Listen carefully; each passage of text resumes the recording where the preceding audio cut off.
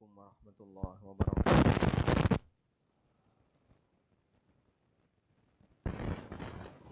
Alhamdulillahi rabbil alamin. Wassalatu wassalamu ala ashrafil mursalin Nabiyyina wa maulana Muhammadin wa ala alihi wa sahbihi ajma'in. Wa ashhadu an la ilaha illallah wahdahu la syarikalah. Wa ashhadu anna Muhammadan abduhu wa rasuluh sallallahu alaihi wa ala alihi wa sahbihi wa man tabi'ahum bi ihsanin ila yaumiddin. Alhamdulillah, puji syukur kita haturkan kehadirat Allah Subhanahu wa taala.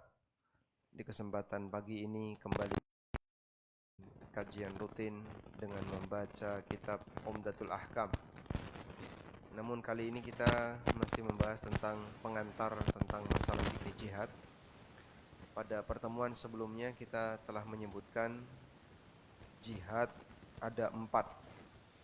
Jihad terhadap diri sendiri, jihad melawan hawa nafsu, jihad melawan setan, yang ketiga jihad melawan orang kafir, dan yang keempat jihad melawan orang munafik. Masih ingat insyaallah ya? Dan ini kita ambil dari keterangan Ibnu Qayyim dalam kitab beliau Zadul Ma'ad. Ada jihad melawan hawa nafsu, jihad melawan setan, jihad melawan orang kafir, dan jihad melawan munafik. Dan masih menyisakan beberapa pertanyaan yang belum sempat kita jawab. InsyaAllah akan kita sambung di kesempatan ini. Semoga Allah mudahkan. Dan kemarin kita sudah membahas jihad melawan hawa nafsu atau jihad melawan jiwa kita yang punya potensi buruk, yaitu dilakukan dengan 4 hal. Pertama, dengan belajar. Yang kedua, mengamalkan ilmu yang sudah kita pelajari. Yang ketiga, mengajarkan kepada orang lain.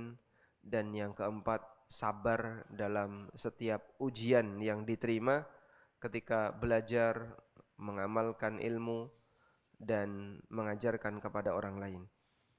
Berikutnya adalah jihad melawan setan. Bisikan setan itu ada 2. Pertama, bisikan dalam bentuk pendangkal yang membuat orang jadi ragu terhadap kebenaran.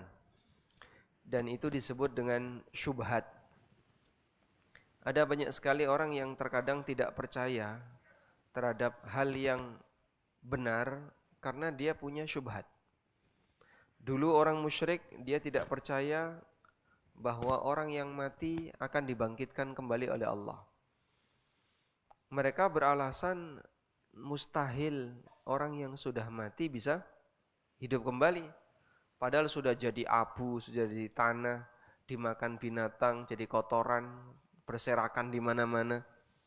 Bagaimana mungkin Allah bisa menyatukan kembali? Dan ini keraguan yang mereka miliki. Yang ini disebut dengan syubhat. Mereka juga mengatakan bangkai itu halal karena bangkai itu sembelihan Allah. Bagaimana mungkin sembelihan manusia halal sementara sembelihan Allah haram? Sehingga mereka menilai bangkai itu halal.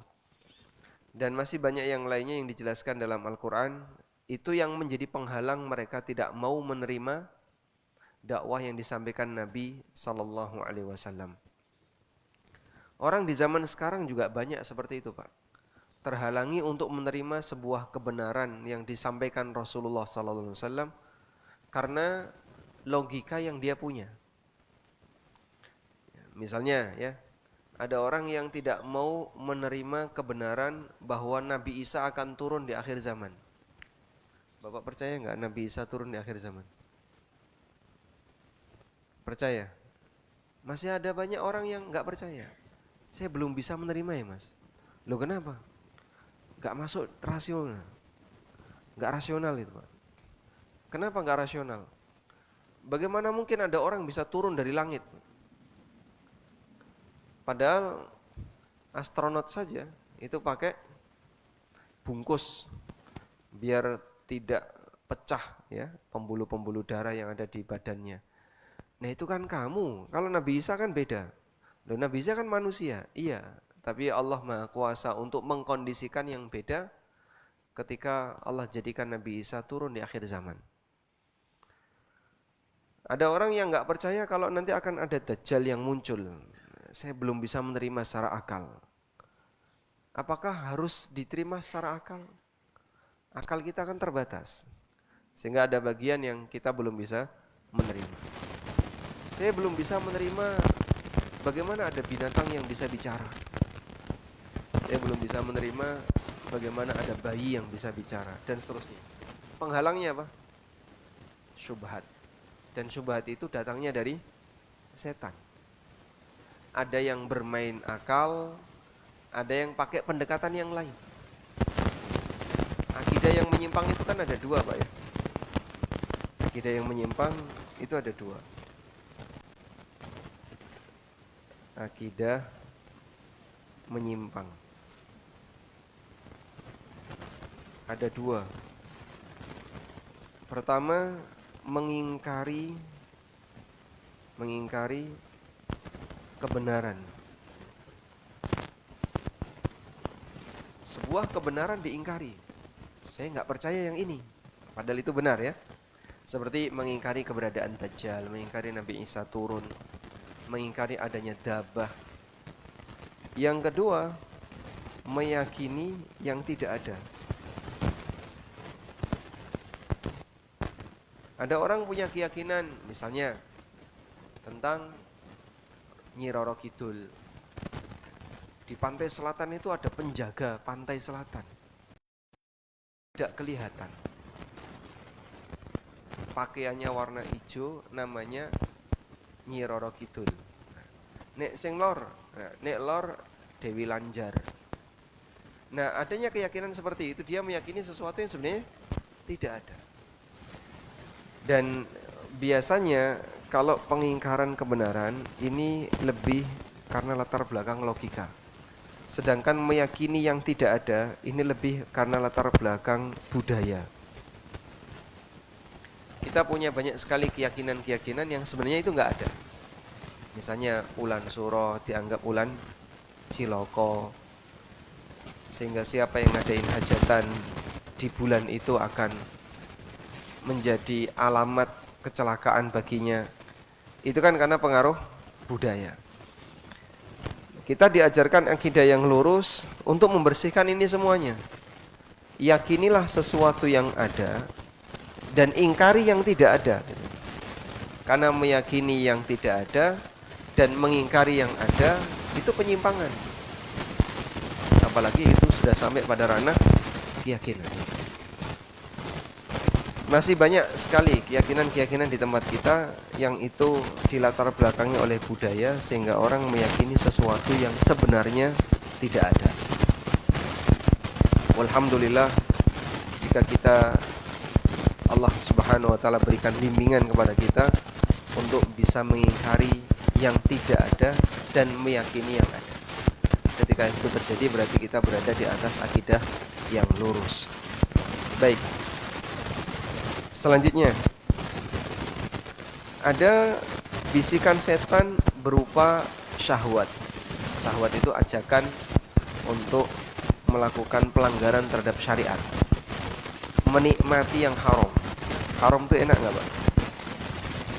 Haram itu enak nggak? Yang haram-haram itu enak ya? Enak, karena dia sesuai dengan nafsu. Maka berusaha melawan diri sendiri untuk tidak melakukan itu adalah jihad melawan setan. Lalu kata Ibnu Qayyim, caranya adalah dengan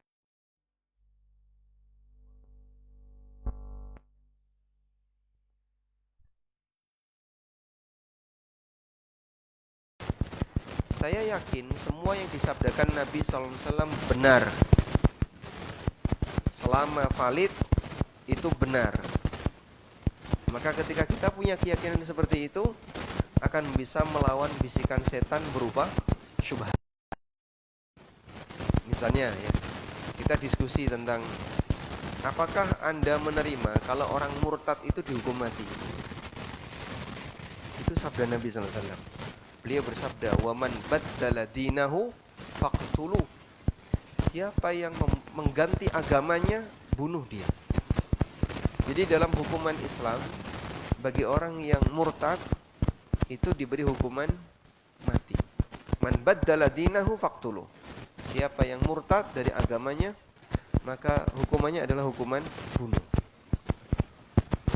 Apakah kita menerima ketika ada orang yang zina dirajam? Pak, kalau hukuman mati kita terima, Pak. Tapi kalau rajam itu rasanya kok berat sekali. Kenapa Anda berat untuk menerimanya? Bagi orang yang yakin, ini sabda Nabi SAW, baik, saya terima apa adanya. Maka adanya bisikan-bisikan kayak tadi ya, itu akan membuat dia jadi bertahan untuk meyakini kebenaran sabda Nabi SAW.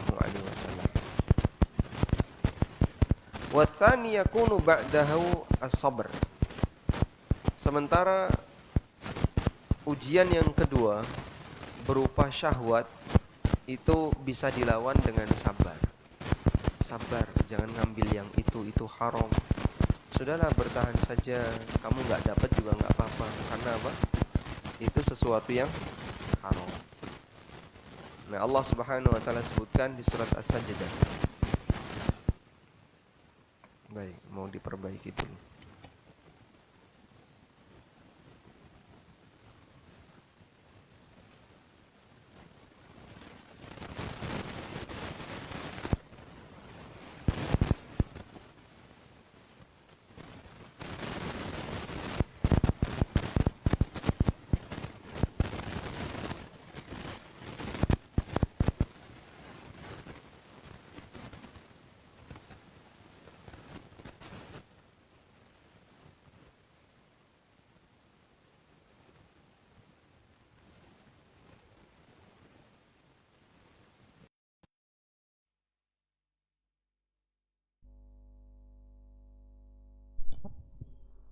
Bismillah.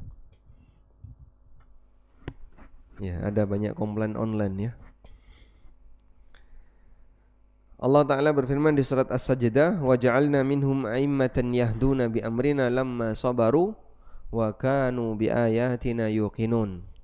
Kami jadikan mereka sebagai a'immah, sebagai pemimpin, yahduna bi amrina, yang mendapatkan petunjuk dari ketetapan kami, lamma sabaru, ketika mereka sabar, wa kanu bi ayatina yuqinun, dan mereka yakin terhadap ayat-ayat kami.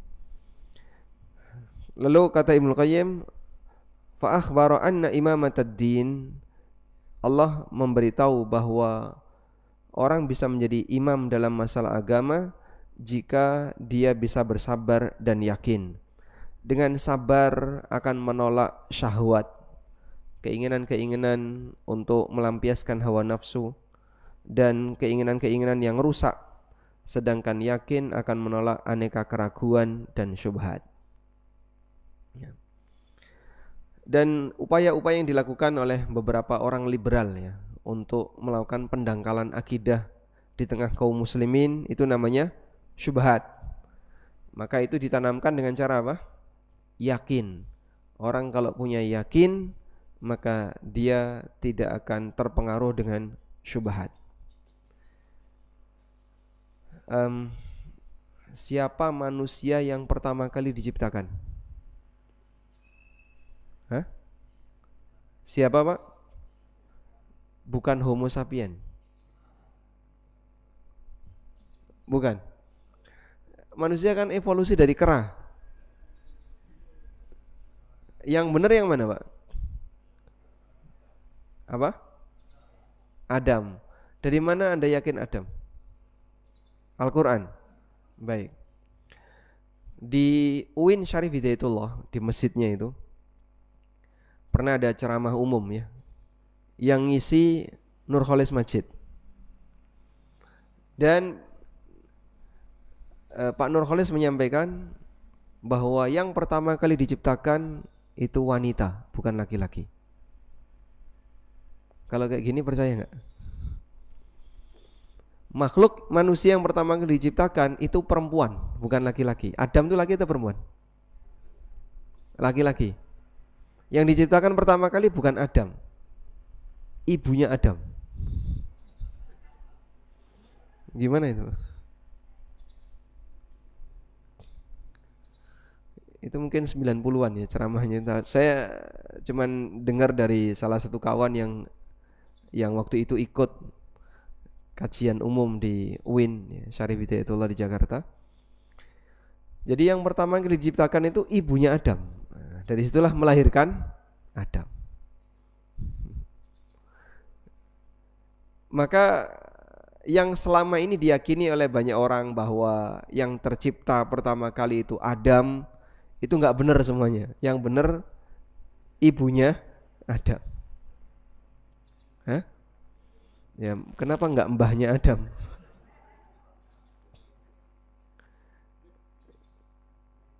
Ya, yang kita kenal sebagai kata orang Indonesia cendekiawan Muslim, tapi karena dia punya paham liberal, maka dia menanamkan satu pemahaman bahwa yang tercipta pertama kali ibunya Adam. Anda tahu dalilnya? Dalilnya surat An-Nisa ayat yang pertama. Ya ayuhan nasu taqu rabbakumul ladzi khalaqakum min nafsin wahidah wa khalaqa minha zaujaha. Jadi dia berdalil dengan surat An-Nisa ayat yang pertama. Wahai manusia, bertakwalah kepada Rabb kalian yang telah menciptakan kalian min nafsin wahidah, dari jiwa wahidah yang satu. Nah, jiwa yang satu ini, kata Pak Nurholis, disifati dengan mu'annath. Mu'annath ya. Dan mu'annath itu sifat untuk perempuan. Wa khalaqa minha, dan Allah ciptakan minha darinya, pakai dhamir ha. Ha itu juga mu'annath, perempuan. Zaujaha, zauj di situ artinya suaminya. Sehingga yang diciptakan pertama kali itu perempuan, lalu baru setelah itu diciptakan Adam sebagai suaminya. Nah, istrinya Adam namanya siapa? Hawa. Maka Adam tercipta dari Hawa, lalu Adam diciptakan sebagai suaminya Hawa. Begitu, Pak. Gimana jadinya itu? Wah, berarti yang selama ini kita yakini salah dong, Pak. Hah? Yang kita yakini selama ini salah? Baik, ini salah tafsir. Kok bisa salah tafsir? Nafsun di situ berlaku untuk laki dan perempuan. Nafsun itu artinya jiwa. Itu dalam bahasa Arab disifati dengan mu'annath. Makanya pakai sifat wahidah, pakai mu'annath. Zaujaha pakai mu'annath. Dan zauj itu artinya bukan suami, tapi pasangan. Zauj itu artinya pasangan. Wa khalaqa minha zaujaha, dan Allah ciptakan dari jiwa yang satu itu zaujaha, pasangannya, yaitu istrinya Adam. Begitu tafsir yang benar ya. Sehingga jangan menafsirkan berdasarkan sifat muannas mudzakarnya, nanti jadi lucu. Baik. Dan masih banyak yang lainnya yang kadang kalau kami membaca buku-buku seperti ini atau cerita-cerita kayak gini, kadang ya jadi mengenal disinilah sisi lucunya liberalisme.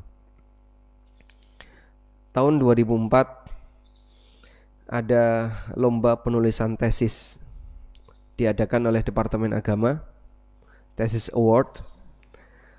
Pemenangnya, Bapak tahu pemenangnya dari mana? Dari UIN Suka. Ya, belum, waktu itu belum jadi UIN ya, masih IAIN. Apa judul tesisnya? Menggugat keotentikan Al-Quran. Jadi Quran itu enggak otentik, dan dianggap Quran itu tinggal 1/3 dari pesan Tuhan. Jadi yang 2/3 hilang, Tinggal 30% dari pesan Tuhan. Nah, yang kayak gini kan tujuannya dalam rangka gimana caranya biar kaum muslimin itu gak terlalu yakin dengan Quran. Karena selama ini kaum muslimin menganggap Quran itu sebagai kitab yang sakral, sehingga mereka gak bisa digoyah keyakinannya terhadap Quran. Pokoknya apapun yang ada dalam Quran itu pasti benar. Nah, itu bagi orang liberal gak mau. Jangan kayak gitu. Gak ada kebenaran mutlak. Bagi orang liberal adalah kebenaran merupakan kesalahan yang tertunda. Ranos yang benar. Bahkan dia pun kalau ngomong juga gak benar kan. Karena kebenaran adalah kesalahan yang tertunda. Itu contoh aneka syubhat-syubhat ya.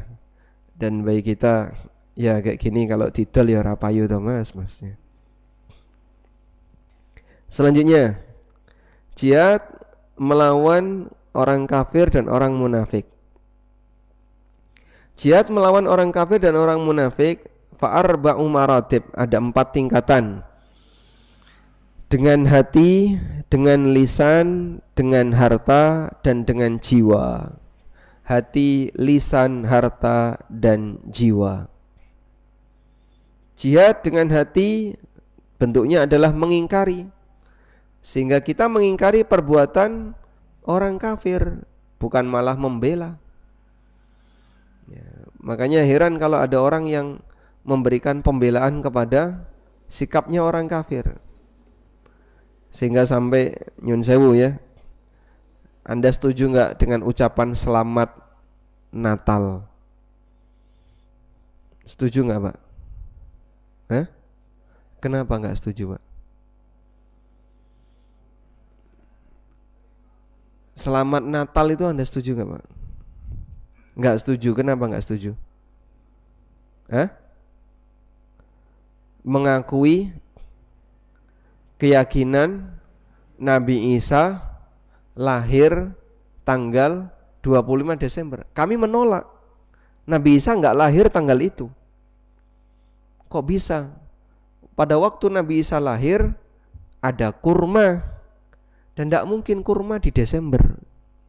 Kurma negeri mana Desember itu? Kurma Indonesia itu bulan apa? Sepanjang tahun. Kurma Desember itu tidak ada Pak.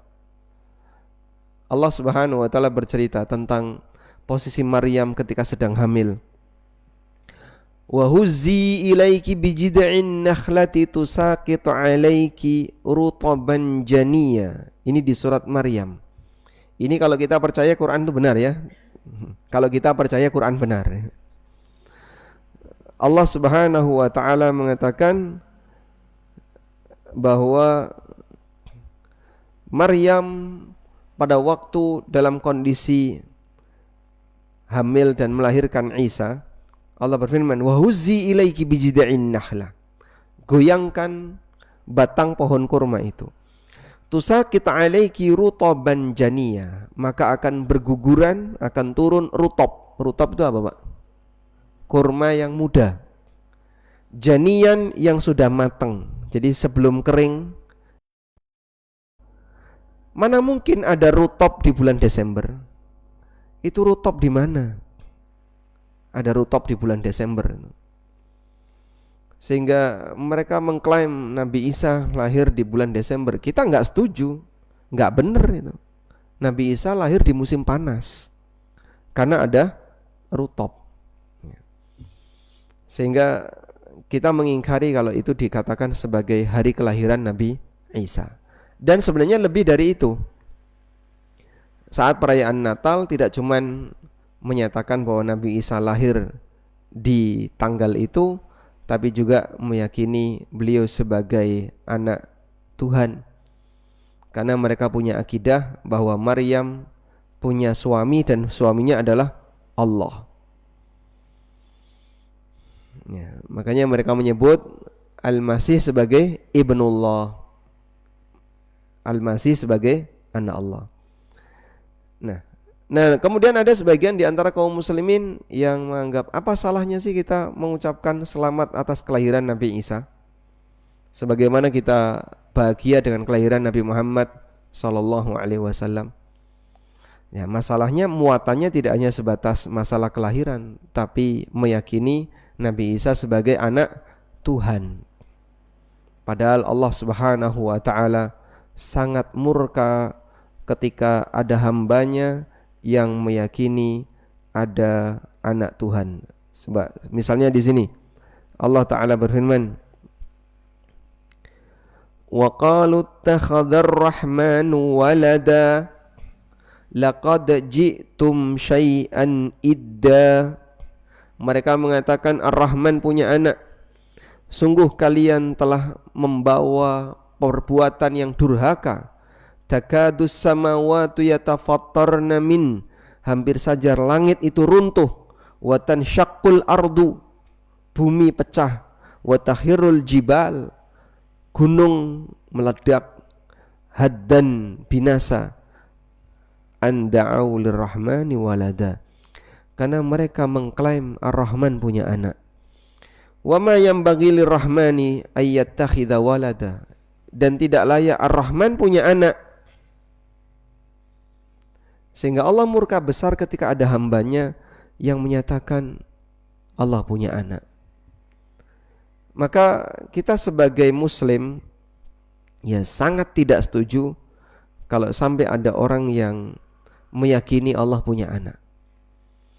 Ya, ada respon terhadap tidak setuju dan ada batin yang tidak setuju.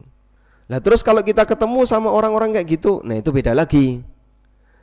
Pertama yang sedang kita bahas adalah bagaimana respon hati kita bagi orang yang meyakini Allah punya anak. Ya kita benci. Itu keyakinan yang membuat Allah murka. Masa Tuhan saya disebut punya anak? Sebagaimana kita benci Yahudi. Bapak Ibu benci Yahudi enggak? Benci.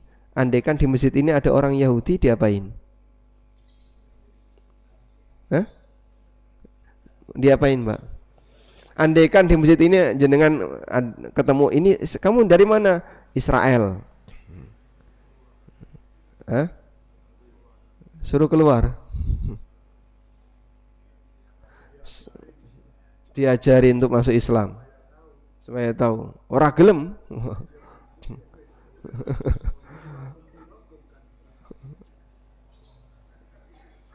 Ya, kita sepakat untuk membenci Yahudi. Tapi ada orang yang bolo dengan Yahudi. Dan dia muslim, Pak. Dia muslim tapi datang melakukan kunjungan ke sana. Kemudian dekat dengan Yahudi, foto dengan Yahudi, selfie sama Yahudi, bangga dengan duwe konco Yahudi. Duwe konco Yahudi itu bangga. Ya. Baik. Itu contoh ya, orang yang mungkin penampilan batinnya belum bisa menampakkan kebencian kepada musuh Allah. Lalu tingkatan yang kedua lisan. Lisan berarti menyampaikan kebenaran. Agama kamu itu salah, yang benar adalah Islam. Mari kita diskusi untuk mengetahui sisi kesalahan agama kamu. Kenapa kamu gak mau masuk Islam? Dengan harta, misalnya ngasih kepada mu'allaf ya, ngasih kepada mu'allaf. Dan dengan jiwa berarti jihad. Maka tingkatan terakhir itu jihad. Sehingga yang pertama hati gak suka dulu, mengingkari. Yang kedua disampaikan secara lisan. Yang ketiga ditopang dengan harta, ngasih ke mu'allaf biar mereka mau masuk Islam. Baru yang keempat, jika mereka sudah menolak semuanya, baik, pilihan yang terakhir saya dan kamu beda. Wa jihadul kufar, sementara jihad kepada orang kafir akhassu, lebih khusus karena dia di tangan. Wa jihadul munafiqin akhassu bil lisan, sementara jihad melawan orang munafik lebih dengan penjelasan lisan. Nah, jadinya gimana ini? Jihad itu berwarna-warni, beragam. Maka istilah jihad bisa dimaknai jihad pertama, jihad kedua, atau jihad sampai jihad yang keempat. Selanjutnya, wa amma jihadu arbabiz zulmi, adapun jihad melawan orang yang berbuat zalim, melakukan kemungkaran, ada 3 tingkatan. Pertama adalah pengingkaran dengan tangan jika mampu. Kalau tidak bisa, pengingkaran dengan lisan. Jika tidak bisa, mengingkari dengan hati. Demikianlah 13 tingkatan jihad. Dari total jihad yang sudah disebutkan Ibnu Qayyim, jumlahnya ada 13 ya. Jihad melawan nafsu ada 4. Jihad melawan setan ada 2. Jihad melawan orang munafik 4.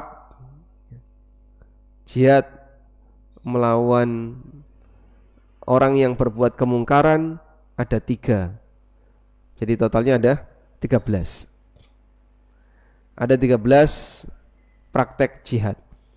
Dan masing-masing dipahami sesuai dengan konteksnya. Lalu beliau mengatakan, waman mata walam yaghzu, siapa yang mati dan dia belum pernah berperang, walam yahdus nafsuhu bil ghazwi, dan jiwanya juga belum pernah punya keinginan untuk berperang, mata ala syu'batin minan nifaq, maka dia mati dengan membawa salah satu cabang kemunafikan. Rawahu Muslim, hadis riwayat Muslim. Ini keterangan dalam Zadul Ma'ad. Alhamdulillah. Baik, cukup di sini saja ya. Nanti kita lanjut diskusi lagi karena masih panjang yang perlu dibahas. Kita berikan kesempatan yang pertama kepada Profesor Nur Hasan. Silakan. Nah,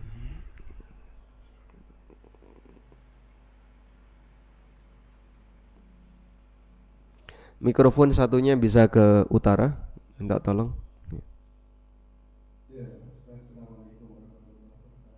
Waalaikumsalam warahmatullahi wabarakatuh.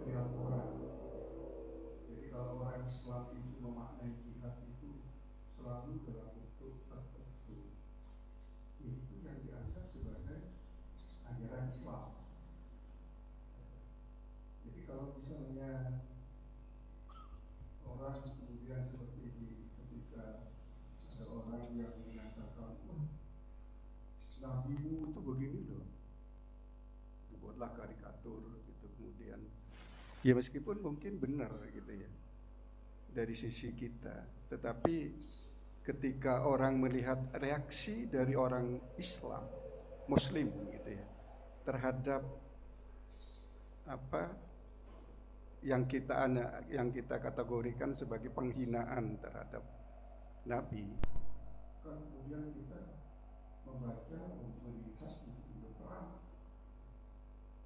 ya sudah dikejar, ya itu yang kita pahami kemudian sebagai ajaran Islam tentang kita. Salah, ya secara sosiologis tidak salah. Seperti misalnya begini,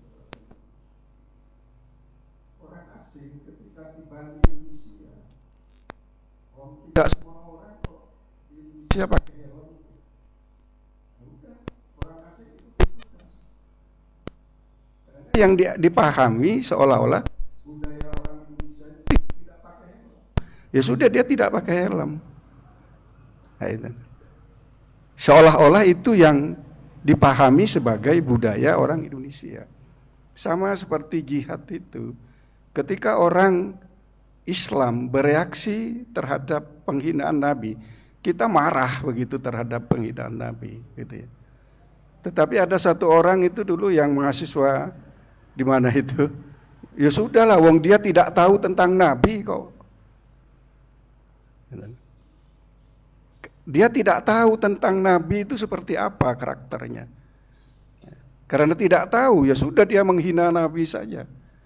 Terus kita gitu loh. Reaksi kita ya bunuh, gitu loh. Wong itu menghina Islam kok, sudah kok, gitu loh. Dan tetapi dari sisi mereka yang tidak tahu, oh ajaran Islam itu begitu ya, gitu loh. Kan itu yang kita. Nah, itulah Pak Ustadz. Pak Ustadz punya fungsi untuk menyampaikan apa sih seperti ajaran Islam tentang jihad itu. Sehingga kita tahu gitu loh. Oh, yang namanya jihad itu ya bukan hanya sekedar berperang gitu. Berperang itu tingkatan yang paling. Jadi menurut saya Pak Ustadz ya, ada sangat-sangat bermanfaat gitu ya, ketika kita menerima satu pemahaman jihad itu di dalam Islam begini loh. Jadi tidak hanya satu-satunya itu ya marah, nesu gitu, kejar, bunuh, gitu. Ada tingkatan-tingkatan. Jadi menurut saya itu sangat-sangat penting gitu ya. Tapi kita tidak bisa menyalahkan orang yang kemudian menganggap oh Muslim itu begitu, karena dia terus terang tidak tahu gitu. Jadi dia berlaku seperti itu karena tidak tahu ajaran Islam tentang jihad yang sebenarnya. Nah, itu. Jadi itu Pak Ustadz sekedar mungkin komentar lah. Jadi menurut saya penyebaran tentang pemahaman Islam pada tingkat ajaran, bukan pada tingkat perilaku kita, gitu ya. Itu sangat penting menurut saya, begitu. Sangat penting. Loh, di dalam sehari-hari lah orang Islam itu naik gini marah gitu. Oh, Islam itu mau marah perilakunya. Apakah itu ajaran Islam? Enggak gitu. Nah, itu fungsi kita.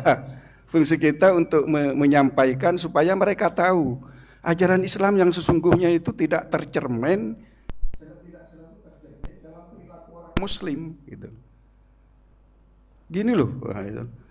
Itu yang pertama Pak Ustadz gitu. Ya saya sekedar komentar saja. Mungkin saya salah juga begitu. Tapi ya itulah gitu loh. Kalau ingin kita menyebarkan Islam itu yang sesungguhnya ya dari ajarannya itu, bukan dari perilaku kita.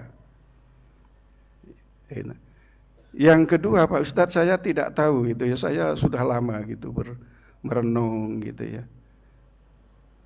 Terutama tadi misalnya kemarin sudah ada ditanya Pak Mosleh gitu ya. Apakah misalnya, saya beri contoh lah gitu loh. Wasariku wasariqatu faqta'u aydiyahuma gitu ya. Pencuri gitu ya.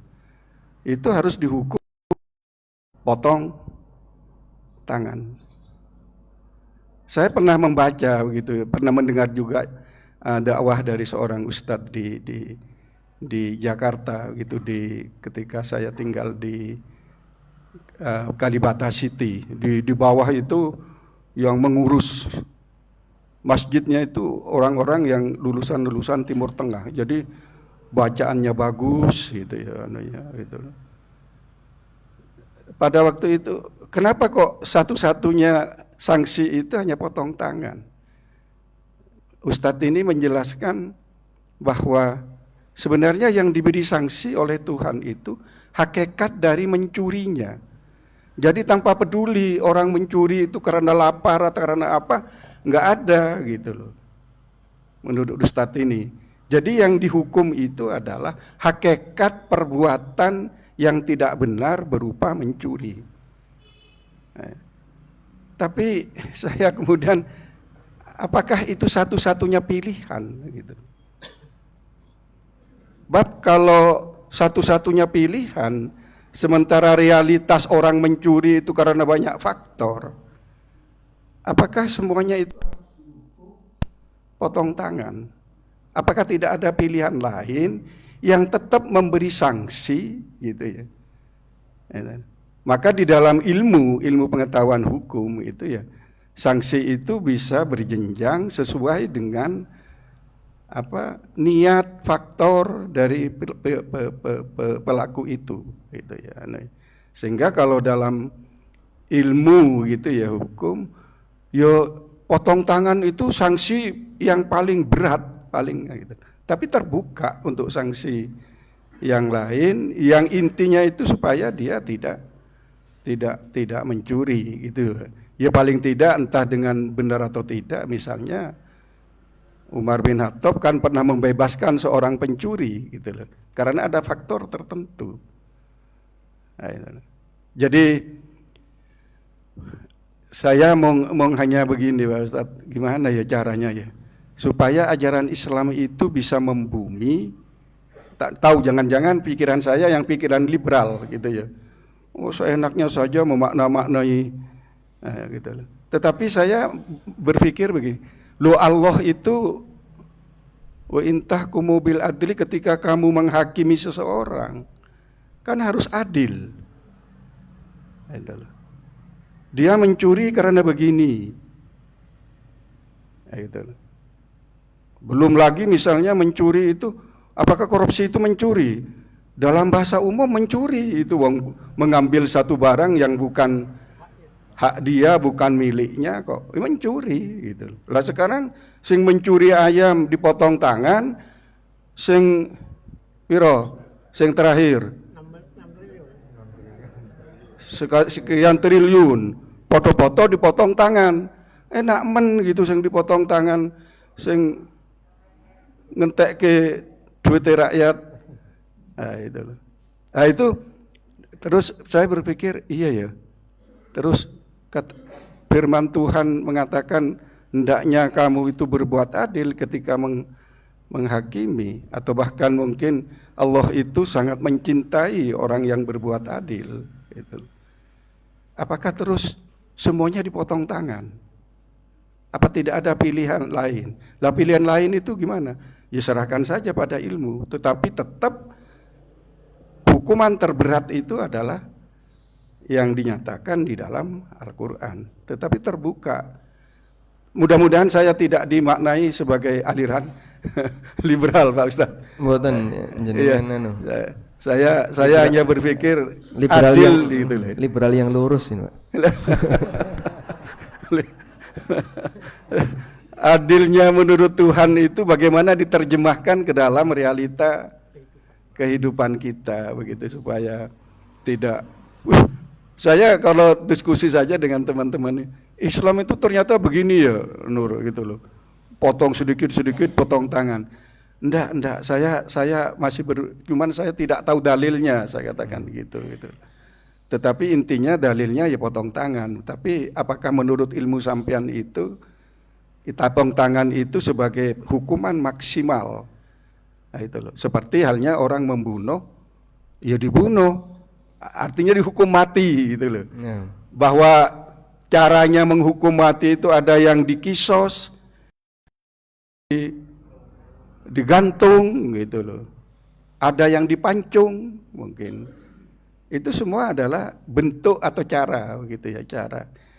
Tapi hukumannya itu bisa bermacam-macam untuk membumikan firman Allah gitu ya, bahwa ketika kita menghukumi orang itu harus adil, karena Allah mencintai orang yang berbuat adil. Bahkan i'dilu huwa aqrabu littaqwa gitu ya. Berbuat adil itu mendekatkan kita pada ketakwaan pada Allah gitu loh. Ya Pak Ustadz, itu saya mau sudah lama begitu ya, tapi saya ingin bukan saya lah, tapi saya bercerita-cerita ke seperti kepada guru-guru besar yang bergerak di bidang pembangunan hukum di Indonesia itu.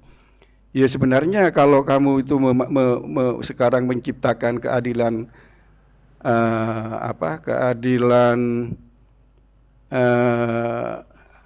yang mendamaikan orang gitu ya. Dalam konsep Islam itu 14-15 abad yang lalu sudah ada, saya katakan gitu. Faman tasaddaqah bahwa kafaratun lah. Jadi kalau kamu memaafkan gitu, bersedekah dengan memaafkan orang yang membunuh keluargamu, ya sudah, itu yang terbaik. Itu kan berarti terbuka begitu loh, bahwa dia tidak bisa sampai dihukum mati gitu. Dan di Arab sendiri ya nampaknya seperti itu gitu loh. Ya itu Pak Ustadz, saya tidak tahu. Mudah-mudahan jenengan tidak, wah ini wis benih-benih dari Oke. liberalisme di. Niki saestu kula remen nek ngaten-ngaten. Ya, terima kasih Pak Ustadz. Assalamualaikum warahmatullahi wabarakatuh. Waalaikumsalam warahmatullahi wabarakatuh. Baik, mau ditanggapi dulu atau nanti diakumulasi nanggapinya pekan depan lagi? Ora sida-sida nek ngono. Saya coba ngasih komentar dulu ya Pak. Bukan komentar ya, penebalan saja misalnya. Mungkin ada 3 hal yang perlu kita pahami Bapak Ibu. Saya coba tuliskan di sini. Sebelum tadi menyebutkan tentang masalah hukum potong tangan, ada 3 hal yang perlu kita pahami dan perlu kita bedakan. Pertama, praktek kaum muslimin, perbuatan yang dilakukan oleh masyarakat secara umum. Yang kedua, pemahaman sebagian kaum muslimin. Yang ketiga, aturan Islam itu sendiri. 3 ini kira-kira sama atau beda Pak? Beda ya? Beda. Kalau misalnya ada praktek perbuatan kaum muslimin, apakah nilai benar dan salahnya Islam bisa diukur dari praktek perbuatan kaum muslimin Pak? Kita sepakat tidak ya? Kita sepakat tidak. Islam tuh kayak gitu ya, orang-orangnya kayak gitu, ini tuh orang-orangnya kayak gitu. Itu perbuatan umat Islam yang belum tentu sesuai dengan aturan Islam. Sebagaimana perbuatan warga negara yang belum tentu sesuai dengan undang-undang negara. Sehingga kalau Indonesia dinobatkan sebagai negara terkorup sedunia misalnya, kita tidak akan mengatakan berarti cacat di landasan negara kamu dan undang-undang kamu, makanya negara kamu seperti itu. Sebagai orang yang cinta kepada negara, kita akan mengatakan aturan negara kita nggak ngajarin kayak gitu kok. Tapi pemerintah kamu seperti itu. Nah, ini kan perbuatan pemerintah dan ini aturan negara. 2 hal yang sama atau beda Pak? Kita sepakat beda. Kita tidak akan mengatakan negara Indonesia adalah negara yang memiliki undang-undang membolehkan korupsi ketika negara kita dianggap sebagai negara paling korup sedunia. Itu kan orang lain menilai kita nggak Pak? Orang lain memandang kita, menilai kita, kemudian kita dinilai sebagai negara terkorup nomor 1 di dunia misalnya. Siapa yang bertanggung jawab di sana? Kita tidak mengatakan cuman pelaku, tapi kita semuanya punya peran dan andil di situ. Hal yang sama juga ketika terjadi di tengah kaum muslimin. Ada pelanggaran di tengah kaum muslimin, kita tidak mengatakan ini yang mewakili ajaran agama kamu. Keliru. Ada satu cerita yang saya masih ingat, yang cerita ini kepala sekolah saya Pak, waktu saya masih SMA. Namanya Pak Khairuman Ilham rahimahullah. Beliau pernah cerita, kalau nggak salah ada tokoh Pakistan atau mana yang berdiskusi dengan non-muslim yang ada di Eropa. Kemudian beliau cerita tentang syariat Islam. Syariat Islam itu seperti ini, disampaikan begitu indahnya syariat Islam. Sampai non-muslim ini tertarik. Saya pengen lihat negara yang menerapkan kayak gini tuh kayak apa, lingkungan dan masyarakatnya. Akhirnya dia memilih Pakistan sebagai tempat kunjungannya. Kalau nggak Pakistan ya pokoknya negara Islam yang lain. Datang ke sana. Ternyata realitanya berbeda. Loh, katamu Islam tuh kayak gini. Nyatanya ini kayak gini. Wah, kotor misalnya. Kemudian ada aneka pelanggaran, ada aneka apalagi pelanggaran sosial dan seterusnya. Akhirnya tokoh muslim ini mengatakan, Al-Islam mahjubun bil muslimin. Keindahan Islam itu tertutupi dengan tindakan kaum muslimin. Maka siapa yang menampakkan Islam itu buruk di permukaan, umatnya sendiri. Sehingga praktek ini kita bisa sebut enggak sejalan dengan apa yang disyariatkan oleh Allah Subhanahu wa taala. Maka kita bisa mengatakan praktek kaum muslimin belum tentu mewakili syariat Islam. Bahkan banyak praktek kaum muslimin yang bertentangan dengan syariat Islam. Apakah Islam juga bisa dipahami berdasarkan pemahaman sebagian kaum muslimin? Kita juga nggak setuju dengan ini. Kata ustadz ini seperti ini, itu kan kata beliau. Kata dokter ini seperti ini, itu kata beliau. Dan apa yang beliau sampaikan tidak mewakili Islam secara utuh. Maka pemahaman sebagian kaum muslimin juga tidak bisa kita sebut sebagai hal yang mewakili seluruh dari aturan Islam. Sehingga yang kita pelajari adalah yang ini. Idealnya itu ada di sini. Yang ideal ya syariat Islam itu sendiri, aturan Islam itu sendiri. Yang ini sifatnya maksum, saya berani sebut maksum karena wahyu itu nggak mungkin salah. Nah, cuman pernyataan wahyu nggak mungkin salah itu bisa nggak diterima? Karena masih banyak orang yang nggak mau nerima kalimat itu kan ya Pak. Saya belum bisa nerima wahyu nggak mungkin salah. Karena nggak ada yang nggak mungkin salah itu, pasti ada salahnya. Nah, yang kayak gini kita belum sepakat di tengah masyarakat kita. Nah, makanya yang saya singgung tadi adanya orang-orang liberal itu dia bukan nyerang 1 dan 2, tapi yang diserang ini, Pak. Maka saya merasa bangga dan bahagia kalau bisa dianggap sebagai membela yang ketiga. Kita bela yang ketiga. Kalau 1 dan 2 tidak kita bela, karena ini enggak maksum. Tapi kalau yang ketiga ini kenapa kita bela? Karena ini pasti maksum. Ada banyak orang yang berusaha untuk nyerang yang ketiga ini. Ini enggak benar, ini enggak benar. Kenapa kok semuanya dianggap enggak benar ya? Dibuatlah pendangkalan akidah tadi. Gimana caranya biar kaum muslimin itu tidak menganggap aturan Islam sebagai hal yang maksum. Maka berawal dari Quran dulu. Gimana caranya biar umat Islam itu tidak menganggap Quran sebagai kitab yang sakral. Jadikan kitab Quran sebagaimana buku-buku yang lain yang masih menerima kritik. Nah, itu yang dilakukan oleh orang liberal. Maka saya ngajak Bapak Ibu untuk membela yang pertama ini, Pak. Bahwa aturan Islam itu sakral, pasti benar, tidak mungkin ada yang salah. Sebab dia datang dari Tuhan yang gak mungkin ada salahnya. Begitu. Nah, berkaitan dengan masalah penerapan hukum, ada hukum, ada hukuman, ada penerapan. 3 yang berbeda ya. Kita sebagai masyarakat belajar hukum. Nah, hukum itu kan beragam ya. Hukum itu beragam. Maka insya Allah kalau Bapak sabar akan kita coba jelaskan seperti apa sih hukum-hukum Islam yang ada di negara Indonesia ini dan bagaimana penerapannya. Nanti juga mungkin bisa berkolaborasi dengan Profesor Nur Hasan ya. Baik, ada tanggapan lain? Sudah berbunyi itu berbahaya untuk dilanjutkannya.